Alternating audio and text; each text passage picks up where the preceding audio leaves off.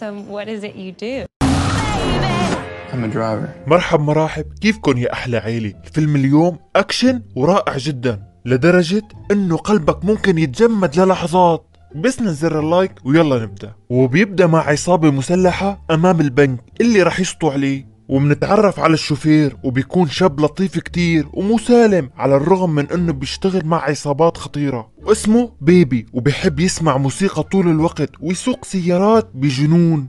وبتدخل العصابة على البنك وبيتحرك بيبي بالسيارة على المكان اللي رح يطلعوا منه، وهون تبدأ المغامرة ومنشوف مهارة بيبي ومهمته تكون انه يهرب العصابة من الشرطة وبدون اي دليل، وبيبدأ يهرب بالفعل ويمشي بالشوارع وبين السيارات بمهارة عالية وبمنتهى الدقة الاحترافية، وبيستفيد من اي شيء موجود بالطريق لحتى يتوه الشرطة. كل اللي معه بالسيارة بيكونوا مرعوبين من الشيء اللي عم بيصير وخايفين يحكوا اي حرف، وبيتابع بيبي قيادته المجنونة والشرطة عم تلاحقه ونحن اعصابنا مشدودة، وبيحسن بيبي يهرب منهم وكأنه بيعرف كل تحركاتهم، والبنت بالسيارة معهم بيكون رح يغط على قلبها من الرعب ومن بيبي اللي عم يتحرك بالسيارة مع صوت الموسيقى العالية. وبيشوف سيارتين لونهم أحمر وبيمشي بينهم، والشرطة بتكون عم يترقبهم من الطيارة. بس بمجرد ما بيدخل النفق بيبي بيغير مكان السيارة وبيحسن يهرب من الشرطة، وبيوصل على الكراج وبيبدلوا السيارة اللي كانوا راكبينها وبياخدوا سيارة تانية، وبيتابعوا على مركز العصابة، وهيك متعرف على دوك رئيس العصابة وبيوزع الحصص بالتساوي. بس بينزعج واحد من أفراد العصابة لأن بيبي ما لازم ياخد مثل حصتهم لأنه ما عم بيعرض حياته للخطر مثلهم، وكمان بيشوفه مختل عقليا. ولكن دوك رئيس العصابة بيدافع عنه وبيخبرهم بدون مهارة بيبي كانوا مستحيل يهربوا من الشرطة. وبيجي هذا الشخص لعند بيبي وبيحاول يستفزه وبيصير يتنمر عليه وبيوصفه بالأبكم، ولكن بيبي ما بيرد عليه بأي كلمة. وبعدها منشوف دوك مع بيبي بالكراج، ودوك بياخد حصته وحصة بيبي وبيعطيه مبلغ صغير، ومنعرف انه بيبي عم بيسدد دين لدوك لان بيبي سرق من دوك سيارتين مرسيدس من زمان وكان فيها اوراق مهمة جدا، ودوك معجب جدا بمهارة بيبي وقرر يخليه عم يشتغل معه لحتى يسدد هذا الدين اللي رح يخلص قريبا. وبيرجع بيبي على البيت وبيكون مسجل كل كلام العصابة على آلة تسجيل لحتى يدمجهم مع الموسيقى، لأن هوايته بتكون انه يخترع اغاني عديدة من الكلام. ومنشوف عنده أشرطة كتير عاملها بهاي الطريقة، وكمان في شريط منهم بصوت أمه، وبصير يتذكر أيامهم الأخيرة مع بعض لما كانت عم تتخانق بالسيارة مع أبوه. بس للأسف بيعملوا حادث وبتموت أمه وأبوه بينصاب، وبعدين بيصحى من ذكرياته وبيجهز فطور لأبوه اللي بيكون مشلول وأبكم. ومنشوف إنه بيبي بيحب أبوه كتير وبيمزح معه، وأبوه بيشوف على التلفزيون صورة لشاب بيشبه بيبي وبيخاف عليه كتير، وبصير يحذره من العالم اللي داخل فيه. ولكن بيبي بيضل يمزح معه وبيخبره انه مستحيل يسمح لأي حدا يأذيه. وتاني يوم بيروح على مطعم وبتدخل بنت عم تغني اغنية باسم بيبي وبيسجلها صوتها فورا وبيفرح فيها كتير. وبعدها بتيجي البنت لحتى تاخد طلبه، وبنعرف انه عم تشتغل بالمطعم وبتصير تضحك مع بيبي وبيحكوا مع بعض، وبتخبره انه هي بتعرف انه بيشتغل شوفير وانه لما بيحكي معه رئيسه بيمشي فورا. وبيبي بيعجب فيها كتير بسبب كلامها وطريقتها الجريئة، ومنشوفه بالبيت سعيد كتير وعم بيفكر فيها ويغني اغنيتها وهو فرحان كتير. بس بيتصل فيه دوك وبيضطر يمشي لأن في عملية جديدة. وبيوصل بيبي على مركز العصابة وبيتعرف على فريقه الجديد، وبنتعرف على شخص اسمه باتس، بس ما بيعجبه شكل بيبي وبصير يزعجه بالكلام وبيتنمر عليه، ولكن بيبي ما بيرد.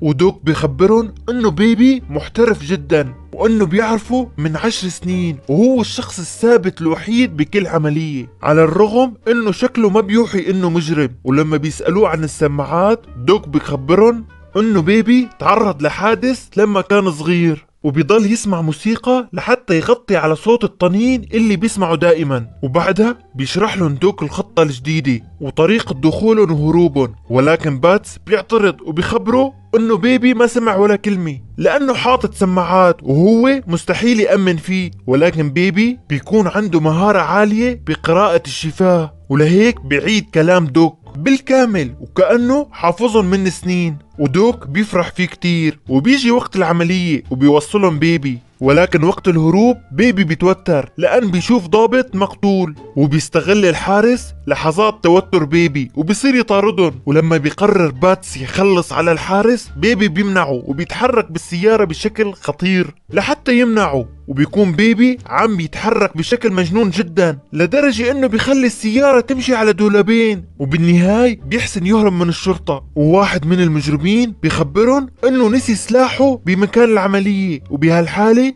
اكيد الشرطة راح تتعرف عليه. وبينجح بيبي انه يوصلهم على مركز العصابة، وبيوزع دوك الحصص بينهم بالتساوي. ولكن بيبي بيتفاجئ انه المجرم اللي نسي سلاحه مو موجود معهم. وبعدها بنشوف دوك وبيبي بالكراج، وبيخبروا انه هيك بنكون انتهينا من سداد الدين. وبيطلب منه يتخلص من السيارة لأن بيكون فيها جثة المجرم اللي نسي سلاحه. وبالفعل بيروح بيبي وبيتخلص من السيارة، وكمان بيتخلص من كل ذكرياته مع العصابة، وإنه ما عاد رح يشتغل معهم مرة تانية، وبيقرر يبدأ حياة جديدة. وبيروح على المطعم ليشوف البنت اللي عجبته، وبيحكوا مع بعض وبيتعرف عليها، وبيعرف انه اسمها ديبرا. وبيروح معها على شغلة التاني بالمغسلة، وبيسمعوا موسيقى مع بعض، وبيكونوا سعيدين جدا. وبتحكي له عنها انه هي يتيمة، وبتتمنى يكون عندها سيارة غالية كتير لحتى تتمشى فيها بنص المدينة وتسمع موسيقى عالية. وبيعرض عليها بيبي انه يطلعوا مع بعض ويتواعدوا.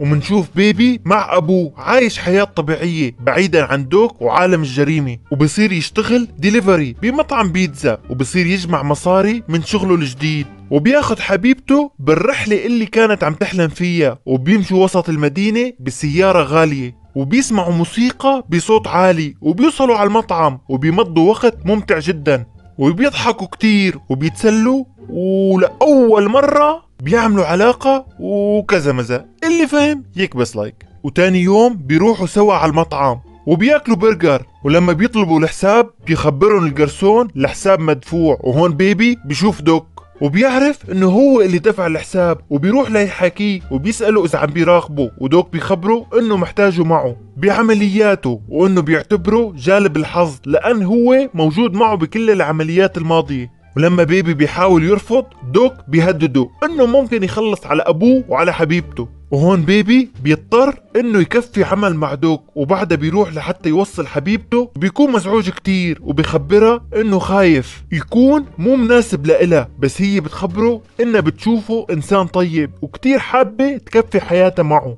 وبتبوسه بوستين وبتودعه وبتمشي. وتاني يوم الصبح بيجي لعنده دوك وبياخده على مركز البريد، وبيطلب منه يدخل ويستكشف عدد الكاميرات والموظفين والزبائن. وبيدخل بيبي وبينفذ المطلوب منه، وبيرجع لعند دوك وبيخبره التفاصيل. وبعدها بيتصل بيبي مع حبيبته ديبرا وبيخبرها انه رح يشتري لها السيارة اللي بتحلم فيها. وبعدها بيروح على مركز العصابة وبيشوف باتس، وكمان بيشوف بادي وزوجته اللي كانوا معه بالعملية الأولى بأول الفيلم. وبيعرض عليهم دوك الخطة للعملية الجديدة، ولكن بيخبرهم انه محتاجين أسلحة تانية غير اللي معهم، وانه اتفق مع جماعة لحتى يجيب السلاح من عندهم، ولازم يروحوا اليوم بالليل لحتى يجيبوهم. وبالفعل بيروحوا لعند عصابة الأسلحة اللي بتشك ببيبي وبتحسوا غريب الأطوار لأن حاطط سماعات. ولكن باتس بيخبرهم انه عم بيستمع لموسيقى مفضلة. وكمان باتس بيتعرف على واحد من الاشخاص الموجودين وبيعرف انه هو شرطي، وبصيروا يتطلعوا ببعض بنظرات غريبة. وبيجي زعيم العصابة وبصير يخبرهم عن انواع الاسلحة لحتى يختاروا بينهم. ولكن فجأة باتس بيخلص على الزعيم، وبادي وزوجته بينصدموا ولكن بيساعدوا باتس. والكل بيكون محترف بالقتال ما عدا بيبي اللي بيتخبى جنب السيارة لأن خايف من ضرب النار اللي عم بيصير. وبعد ما يخلصوا على كل أفراد العصابة، بادي وزوجته بيغضبوا على باتس وبيصيروا يصرخوا عليه وبيخبروه انه هاد تهور كبير. ولكن باتس بيخبرهم انه هدول من الشرطة وكانوا رح يخلصوا علينا لأن هاد كمين. ولكن فجأة وهن عم يتخانقوا بيطلع واحد من عصابة الأسلحة وبيكون بده يهرب، ولكن أيضا بيخلصوا عليه. وبيرموا عليه متفجرات وبيفجروا المكان، وبيكون المشهد منسجم مع صوت موسيقى بيبي، يعني بيبي مستمتع على الآخر. وبعدين وهن بالطريق باتس بيطلب من بيبي ينزلهم عند المطعم لأنه جوعان، ولكن بيبي بيرفض لأن هاد نفس المطعم اللي بتشتغل فيه حبيبته. ولكن باتس بيطلب منه ينفذ الأمر فورا، وبيدخل معهم على المطعم وهو حزين كتير ومتوتر. وبتيجي ديبرا لحتى تاخد طلباتهم، ولكن بيبي بيتعامل معها انه ما بيعرفها لأن بيكون خايف عليها، وديبرا بتفهم عليه وبتتعامل معه بنفس الطريقة. ولكن باتس بشك انه في شي غريب بينهم، ولما بيسأله بيبي بينكر. وهون باتس بيحاول يخلص عليها ولكن بيبي بيمنعه، وبعدها بيطلعوا من المطعم وهن متوترين. وبيبي بيترك له ملاحظة على محرمة مع المصاري انه بده يشوفها اليوم الساعة 2 بالليل لحتى يمشوا بالسيارة ويسمعوا موسيقى. ولما بيوصلوا على المركز بيستقبلهم دوك وبيخبرهم انه ما سمع كلمة السر اللي بيسمعها بعد كل عملية. وباتس بيخبره انه عصابة الاسلحة كانوا من الشرطة وهاد كمين، ودوك بيخبره انه بيعرف هاد الشي وهن شرطة فاسدين وعم يشتغلوا معنا. ولكن باتس بيخبروا انه هن اللي ضربوا علينا النار بالاول. ولكن دوك ما بيصدقوا وبيسأل بادي كمان، بس بادي بيشهد مع باتس. ومنشوف دوك متوتر وبيقرر يلغي العملية لأن اللي صار كان مجزرة وهلق الشرطة راح تلاحقهم. ولكن باتس وبادي بيرفضوا يلغوها. وهون دوك بيطلب من بيبي انه هو يكون صاحب القرار اذا بيتابع بالعملية او يلغوها. وبيبي بيقرر انه يتابعوا بالعملية. وبعدين بيصحى بيبي بالليل بالوقت اللي بده يطلع فيه مع حبيبته، ولكن قبل ما يطلع من الجراج بيتفاجأ بوجود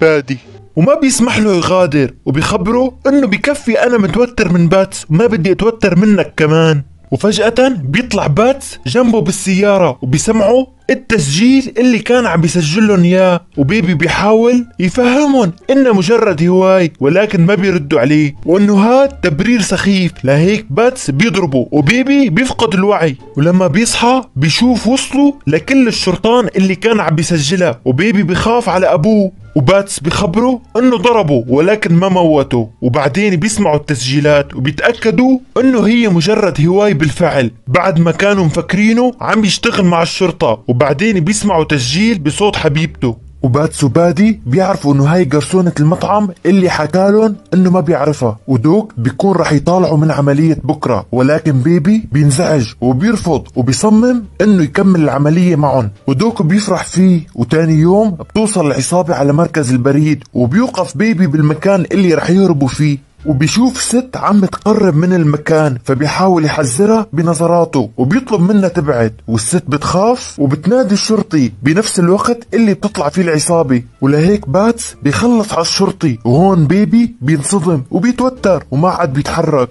وبيهددوا باتس لحتى يتحرك، والكل بيصير يصرخ عليه لحتى يتحرك. وهون بيبي بيتحرك بأقصى سرعة وبيصدم السيارة كرمال يخترق سيخ حديد جسد باتس وبيموت، وبيطلع من السيارة فورا. وبادي بيغضب على بيبي بسبب الشيء اللي عمله وبيهرب كل واحد منهم باتجاه. وبيبي بيهرب ركض وبيركض بطريقة جنونية، وبالفعل بيبعد عنهم وعن الشرطة، وبيدخل على محل ألبسة ليحاول يغير شكله. وبيضل يركض داخل المول وبيطلع ياخد سيارة تانية، ولكن بيخبط ببادي وزوجته اللي كمان كانوا عم بيحاولوا يهربوا من الشرطة. ولكن الشرطة بتضرب عليهم نار وبيحسنوا يخلصوا على زوجة بادي. وبادي بينهار وبيجن، وبيبي بيهرب مرة تانية وبيسرق سيارة من سيدة عجوز، بس بيرمي لها جزدانة وبيعتذر منها. والسيدة العجوز بتتفاجأ من تصرفاته. وبعدين بيركض على البيت وبيساعد أبوه وبيعتذر منه لأن ما عرف يحميه. وبيوصلوا على دار مسنين وبيودعوا لآخر مرة بعد ما يكون اطمن عليه، وبيهرب بسرعة قبل ما توصل الشرطة. وبيروح على مطعم حبيبته وبيتفاجأ بوجود بادي عم يستناه. وبادي بخبره انه زوجته ماتت بسببه ولازم يدفع الثمن، ويجرب نفس الشعور. وديبرا بتنرعب وبتكون عم تبكي وخايفة كتير. ولكن قبل ما بادي يحاول يعمل اي شيء بيدخل شرطي المطعم وبيطلب يستخدم الحمام، وبيستغل بيبي هاللحظة وبيطلق النار على بادي وبياخد حبيبته وبيركض لبرا وبيروح فورا لعند دوك. دوك وبيطلب مساعدته، ولكن دوك بيرفض يساعده ولا حتى يعطيه الأشرطة تبعه. وهون بتتدخل حبيبته وبتطلب منه انه يغادروا المكان، ولما يشوفه دوك بيقرر يساعده وبياخد بيبي الشريط اللي فيه صوت امه، ودوك بيعطيه شنطة مليانة مصاري وبيخبره يمشي ويغادر المدينة ويعيش حياة جديدة مع حبيبته وما يتطلع لورا أبدا، وبيتمنى له السعادة. ولكن لما يطلعوا من الأسانسير بيتفاجئوا بأشخاص من عصابة الأسلحة، وفورا دوك بيتعامل معهم وبيصرخ على بيبي كرمال يهرب، ولكن بيتصاوب بضربة قاتلة. وبيوصل بادي على المكان وبيخلص على دوك أول شي،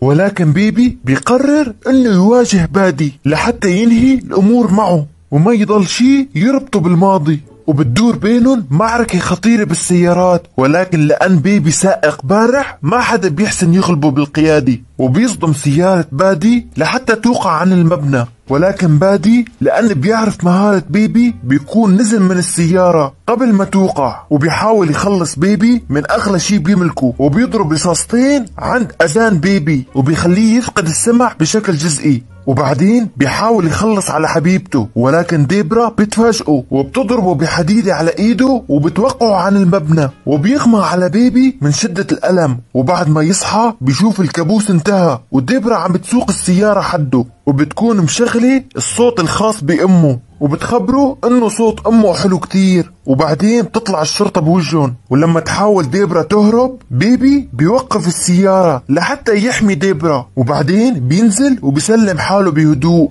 وبعد أشهر منشوف بمحاكمة بيبي كل الشهود عم تحكي وتشهد انه بيبي كان منيح معهم وحاول يساعدهم، مثل العجوز اللي تأسف له لما سرق سيارتها، والسيدة اللي حذرها انه ما تقترب من مبنى البريد. والقاضي بيحكم على بيبي بالسجن 25 سنة، ولكن راح يقضي منهم بس 5 سنين، وبعدها راح يتم اطلاق سراحه بشكل مشروط. وبيمضي بيبي فترته بالسجن بهدوء، وبتكون ديبرا عم تتواصل معه بالرسائل لحد ما تنتهي ال5 سنوات، وبيطلع بيبي من السجن، وبتكون ديبرا ناطرته ومع سيارة غالية، وبيمشوا وبيعلوا صوت الموسيقى على الآخر مثل ما كانوا يتمنوا من زمان. وهيك بينتهي الفيلم. شاركوني رأيكم بالتعليقات ولا تنسوا زر اللايك والاشتراك. كان معكم نوردن، يلا سلام.